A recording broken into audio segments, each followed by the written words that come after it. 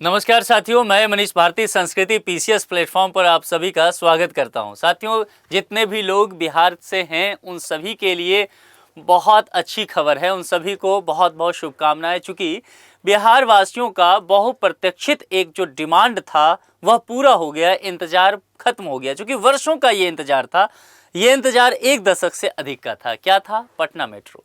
तो पटना मेट्रो की शुरुआत कर दी जा चुकी है। बिहार के मुख्यमंत्री नीतीश कुमार इसका उद्घाटन कर चुके हैं।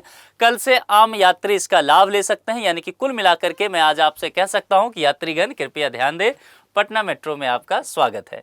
अब प्रश्न ये है कि पटना मेट्रो बिहार की अर्थव्यवस्था को कैसे रफ्तार देगा, इस विषय को लेकर के हम लोग चर्चा करेंगे। सबसे पहले पटना मेट्रो की स्थिति को समझने की कोशिश करते हैं और यह भी समझते हैं कि क्या पटना मेट्रो के बाद बिहार के और कौन कौन से ऐसे डिस्ट्रिक्ट हैं, कौन से ऐसे शहर हैं जहां पर मेट्रो प्रस्तावित है। तो ध्यान से सुनिए, कहीं आपके शहर का नाम तो उसमें नहीं आ जाएगा। देखिए, आज देखेंगे हर एक जगह ये खबर जो है चर्चा का विषय बना है। क्यों ना बने, क्योंकि एक बहुत बड़ा संकल्प जो है वो पूरा किया जा चुका है। और बिहार के जो मुख्यमंत्री हैं नीतीश कुमार, इनका देखा जाए तो एक ड्रीम प्रोजेक्ट ये था।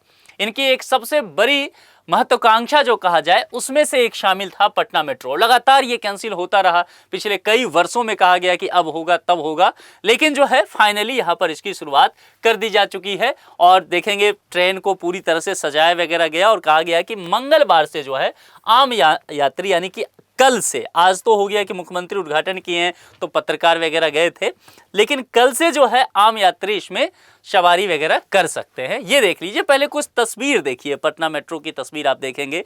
बहुत बेहतरीन सुविधा इसमें दिया गया है और डीएमआरसी जो है दिल्ली का, वही इसका एक तरह से प्रोजेक्ट देख रहा है। देखिए फूल वगैरह से सजा दिया गया है, कलर बहुत अच्छा किया गया है और कैमरा वगैरह पूरी तरह से लगाया गया है। तैयार है पटना मेट्रो दौड़ने के लिए। ठीक है, पटना मेट्रो की प्रत्येक बोगी में 360 डिग्री का सीसीटीवी कैमरा लगाया गया है ना, पूरे घुमाव के लिए।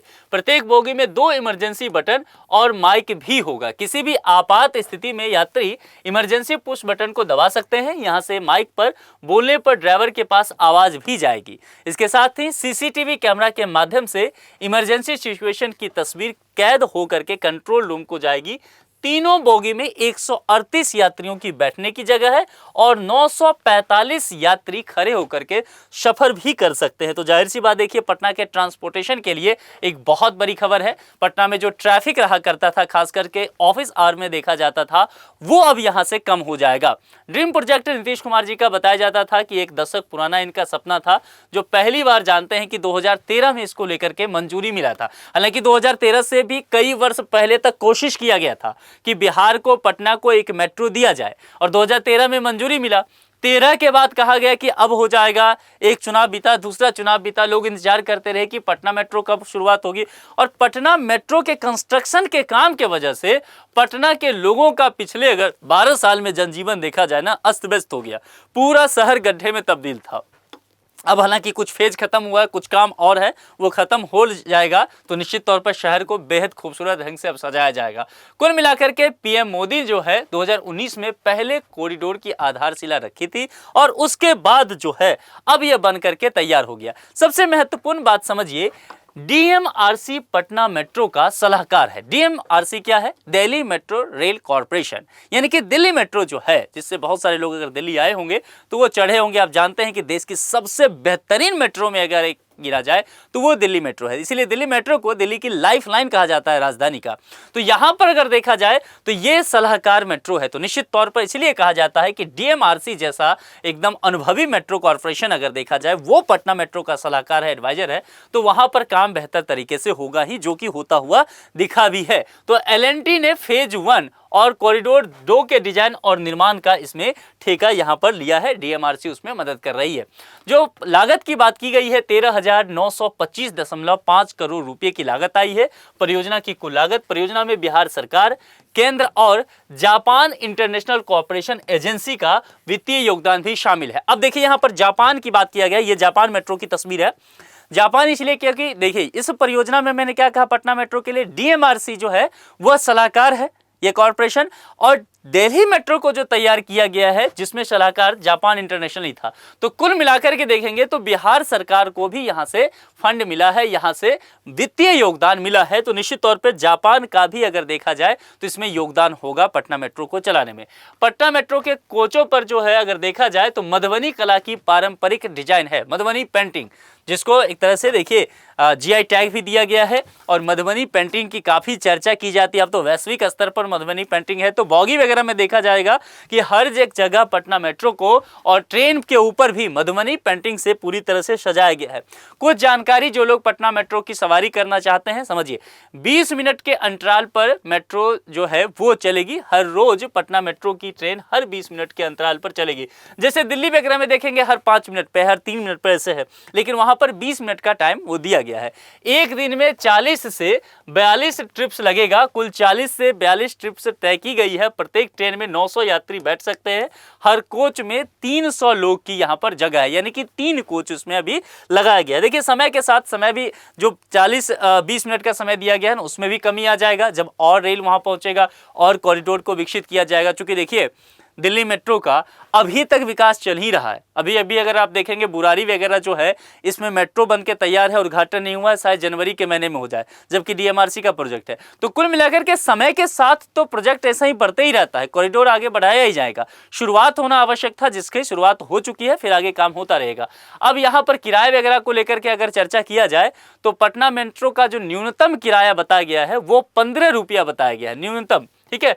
और पूरे रूट का किराया जो है वो 30 रुपया यहाँ पर बताया जा रहा है। इसके अलावा सबसे महत्वपूर्ण कि लोग ये जानना चाहते हैं कि कितने बजे से कितने बजे तक होगा। यहाँ पर देखेंगे जैसे दिल्ली मेट्रो का देखेंगे तो वह 6 बजे से है, यानी कि सुबह 6 बजे कहीं भी जाना हो आप दिल्ली मेट्रो ले लीजिए। फिलहाल यहाँ पर बातें की गई है कि 8 बजे सुबह से शुरुआत की जाएगी और 10 बजे रात तक चलेगी। दिल्ली मेट्रो जो है 11 बजे रात तक चलती है, कई जगह पर 11 से भी अधिक समय में चलती है ट्रेन। धीरे धीरे देखिए बहुत सारी चीजें जो है ना समय के साथ बेहतर किया जाता है।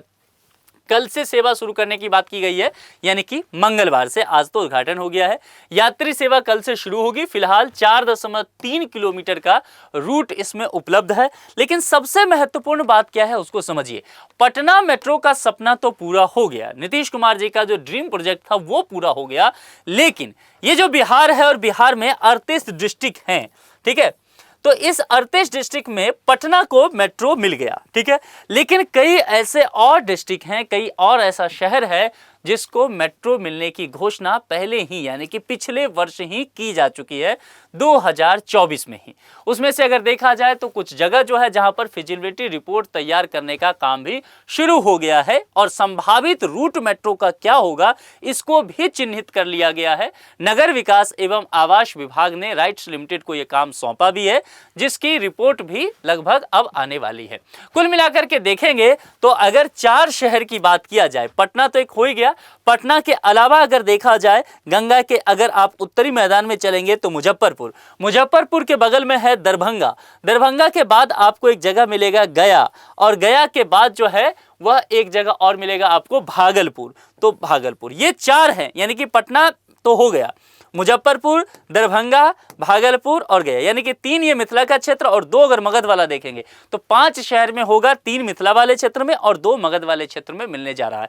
तो ये अब इस पर काम शुरू हो चुका है। जो लोग मुजफ्फरपुर के रहने वाले होंगे, दरभंगा का, भागलपुर का या गया का, तो वो जानते होंगे कि उनके शहर में लगातार जो है काम शुरू हो रहा है।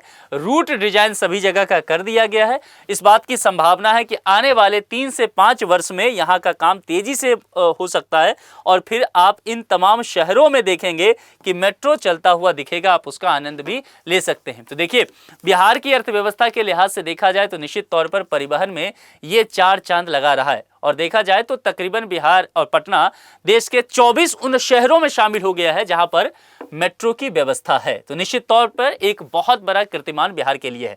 आप लोग इस विषय में क्या सोचते हैं और कितने लोग उत्साहित हैं पटना मेट्रो में चलने के लिए बिहार के, कमेंट करके एक बार जरूर बताएंगे, ठीक है, और फिर अपना अनुभव भी साझा करेंगे। आज के लिए इतना ही। जुड़ने के लिए आप सभी का बहुत बहुत शुभकामनाएं और पटना मेट्रो के लिए बिहार वासियों को एक बार फिर से बहुत बहुत शुभकामनाएं। Thank you so much.